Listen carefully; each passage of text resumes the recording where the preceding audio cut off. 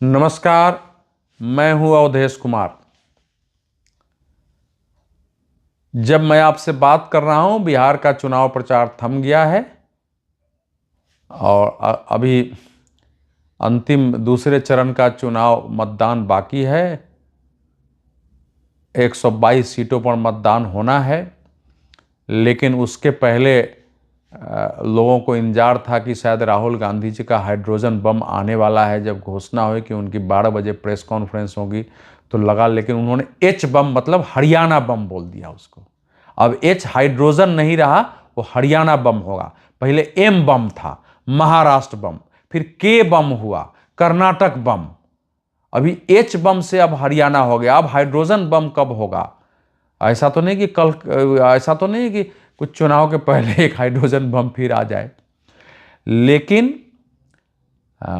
इस मायने में राहुल गांधी की आम लोगों के बीच विश्वसनीयता जहां जहां, खासकर बिहार में आम लोगों के बीच उनकी विश्वसनीयता और साख खत्म हो गई है।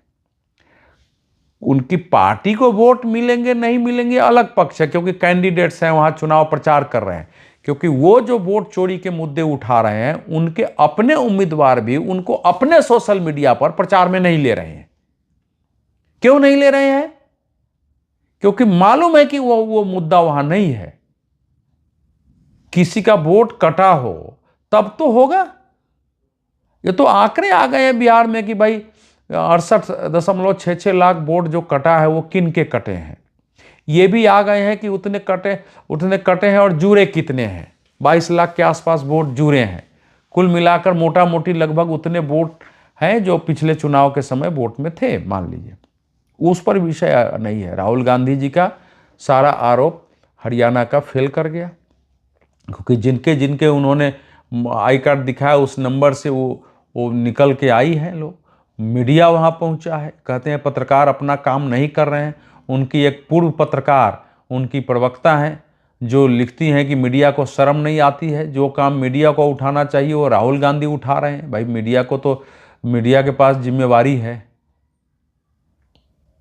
वो राहुल गांधी जी की तरह और आपकी तरह तो देश में आग नहीं लगाना है ना मीडिया को।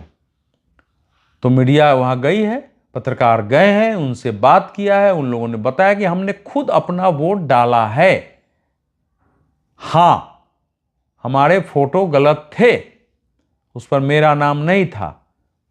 हमने अपना पहचान पत्र दूसरा दिखाया और हमको वोट डालने दिया गया।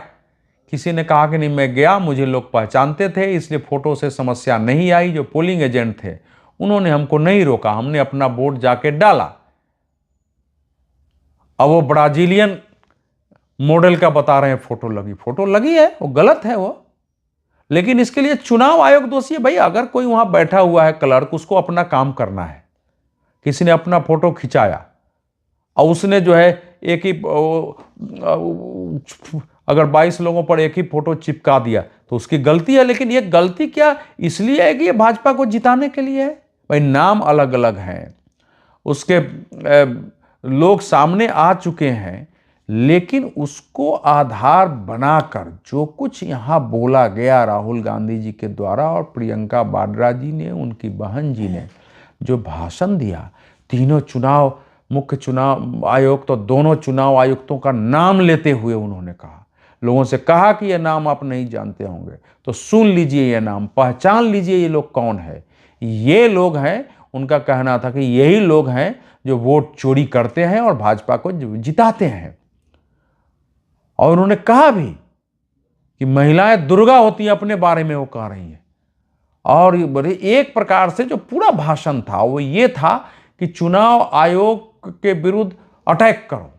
उसमें वो बोल रही है, अगर कोई कह रहा है कि महिलाएं दुर्गा होती है, उनके पास शक्ति होती है, उसका अर्थ क्या है?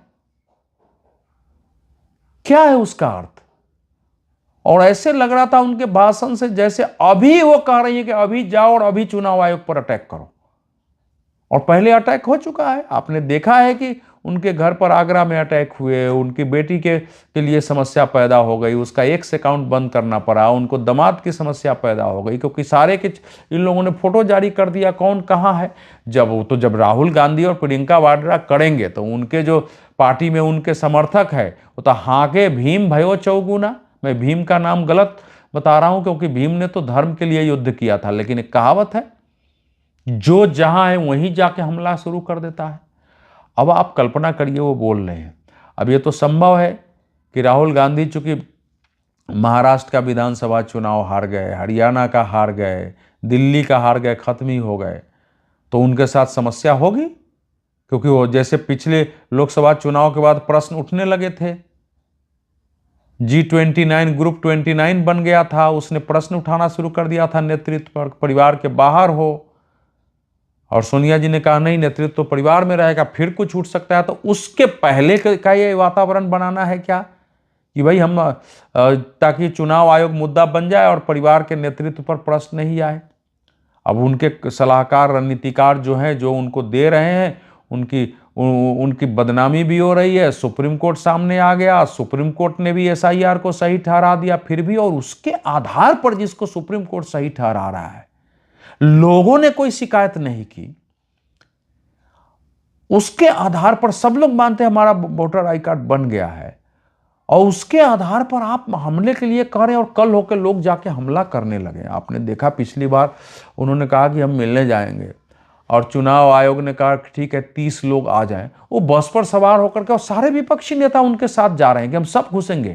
क्या ऐसे होता है? उन लोगों ने पॉलिटिक्स नहीं की है कि राहुल गांधी से पार्लियामेंट के अंदर विपक्षी नेता से मिलने आएगा कोई बाहर, या उनकी कहीं सरकार है, मुख्यमंत्री से मिलना हो या वहां के अधिकारी से मिलना हो, बाहर हड़ताल हंगामा चल रहा हो तो सबको अंदर बुला लिया जाएगा क्या? इसी को हिंसक अराजकता कहते हैं कि ऐसा काम करो कि हमारा आमना सामना नहीं है, मिले ही नहीं, और जो बोलना है बोलते रहो। अब चुनाव आयोग बात नहीं कर सका था, आपको अगर याद है तो। उधर पार्लियामेंट चल रहा था, इधर इनका चुनाव वोट चोर, और देखिए विपक्ष के नेता सब जान रहे हैं कि ये गलत है, फिर भी सब उनके साथ आ रहे हैं। और इस समय जो उन्होंने हम किया है, अब मुझे भय है कल होकर सुप्रीम कोर्ट कोई निर्णय दे दे, और सुप्रीम कोर्ट पर इसी प्रकार से बोल सकते हैं, पहले भी बोला गया है। कोई और संवैधानिक संस्था है, ED CBI सब पर तो बोल ही रहे हैं, लोकसभा अध्यक्ष के संवैधानिक संस्था है, राज्यसभा के उपाध्यक्ष, हालांकि जब पूर्व उपराष्ट्रपति जगदीप धनखड़ हटने लगे तब सब उनके पक्ष में बोलने लगे, और पहले कितना उनसे लड़ते थे, उनको कितनी क्या क्या नहीं कहा गया, उनको राष्ट्रपति तक पर प्रश्न उठा दिया है, तो किसी संस्था को छोड़ते नहीं है। ये कंप्लीट एक ही है कि उठो और हमले करो, हिंसा करो, देश में उथल पुथल पैदा करो, और ऐसी स्थिति हो जाए कि ये सरकार उसको संभाल नहीं सके, सत्ता से सरकार को हटना पड़े, लोग यहां भी अटैक करना शुरू कर दे, उसके बाद शायद हम सत्ता में आ जाएंगे। वो भूल रहे हैं कि ऐसा ना हो कि उसके बाद वही अटैक करने वाले आपको भी अटैक करने लगे। भारत में तो अभी हुआ नहीं है। लेकिन कुल मिलाकर विपक्ष, लोकसभा में विपक्ष के नेता, उनकी बहन जो उस कांग्रेस के प्रथम परिवार की बहन है, जो मानती है कि हमारे हाथ में नेतृत्व होना चाहिए था, देश का शासन हमें चलाना चाहिए था, इंटाइटलमेंट है, उस परिवार से ऐसे खतरनाक काम करना ये चिंताजनक है। आप सबको सोचना चाहिए कि इसका क्या उत्तर है। राजनीति में सरकार पर हमले करना, किसी संस्था की आलोचना करना वो चलता है, लेकिन एक तो तथ्य नहीं हो, उस बगैर तथ्य के लोगों को हमला करने के लिए उत्तेजित करना, ये ऐसी खतरनाक राजनीति है जिसका अगर अंत नहीं हुआ तो कौन गुस्से में कहां क्या कर जाएगा, कहां आगजनी हो जाएगी, कहां हिंसा होगी, कहां तोड़फोड़ हो जाएगा, कहां किसको भड़का के क्या कराए दिया जाएगा। सड़क चलते किसी अधिकारी पर हमले होकर उनकी हत्या हो सकती है, लोग पत्थरों से मार सकते हैं, किसी के घर में आग लगाया जा सकता है। अब ये ऐसी राजनीति क्या आपको चाहिए? नहीं चाहिए देश में। तो इसका तो तय करना पड़ेगा कि भाई इनका उत्तर कैसे दिया जाए। बाकी पॉलिटिक्स उनकी आलोचना अलग है, लेकिन ऐसे तो नहीं चल सकता है देश कि आप भड़का के देश में आग लगा दीजिए। तो इसलिए हमको, आपको, सबको तय करना है। स्वयं कांग्रेस के भी अंदर जो लोग मानते हैं कि पॉलिटिक्स का हमारा ये दिशा नहीं होना चाहिए हमारी, ये तो नक्सलियों से भी आगे हैं।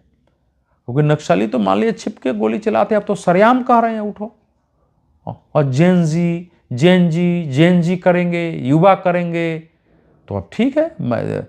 लेकिन इस देश में लोगों के अंदर थोड़ा अभी विवेक बचा है, आम लोगों के अंदर। वो पार्टी के समर्थक जो होंगे वो सब तो खड़े हो सकते हैं, लेकिन आम लोग इसका साथ देंगे ऐसा मैं नहीं मानता हूं। और आप भी तय करिए कि क्या ये ऐसी राजनीति सही है, अगर नहीं है तो इसका प्रत्युत्तर कैसे दिया जाना चाहिए। बहुत बहुत धन्यवाद।